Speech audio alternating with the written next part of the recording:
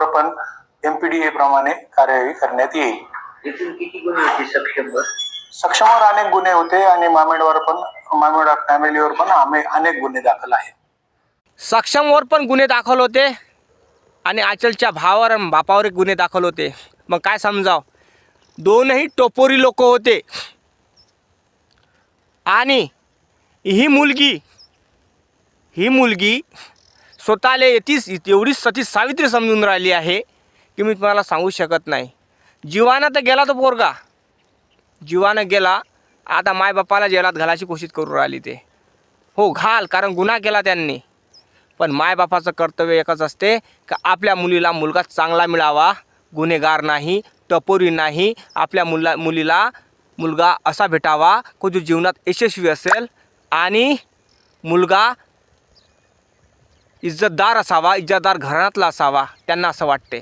कोण्या मायबापाचं स्वप्न असते, कारण मुलीला तळहाताच्या फोडासारखं वागवते.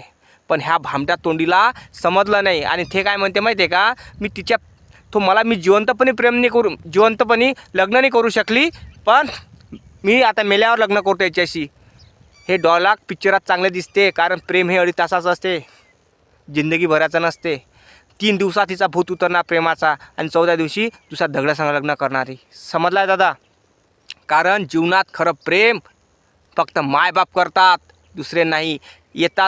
आताचा 10 दिवसाचा प्रेमाला ती अशी समजून राहिली, जीव लगा. अरे पिक्चरात बऱ्या वाटते ह्या गोष्टी, पिक्चरात, रियालिटीमध्ये नाही वाटत. समजलं काय?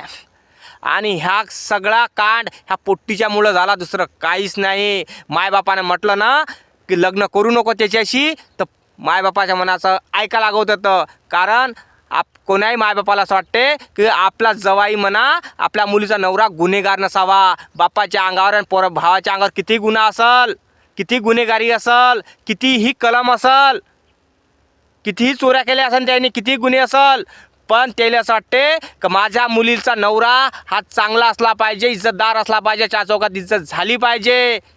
कारण समजलं काय, कोणा मायबापाला वाटत नाही, पण त्या मायबापानं त्याचा घात नव्हता करायला पाहिजे, हे मत आहे. ह्या पोरीनं लग्न करून टाकायला पाहिजे होतं. बरोबर नाही का भाऊ? जय भीम, नमो बुद्धाय.